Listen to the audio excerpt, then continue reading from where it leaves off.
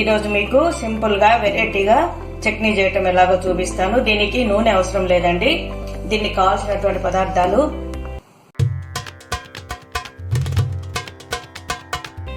ఉల్లిగడ్డ, వెల్లుల్లి, పచ్చిమిర్చి, ఉప్పు.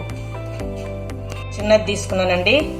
వెల్లుల్లి 4 రెబ్బలు, పచ్చిమిర్చి ఒక 5 తీసుకున్నాను, తగినంత సాల్ట్.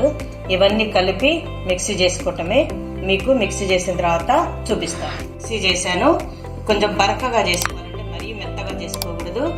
ఇవి జొన్న రొట్టెల్లోకి, చపాతీలోకి, పూరీలోకి, తర్వాత దోశల్లోకి అన్నిటికి కూడా చాలా బాగుంటాయి. ఇందులో నూనె వేసుకోవాల్సిన అవసరం లేదండి.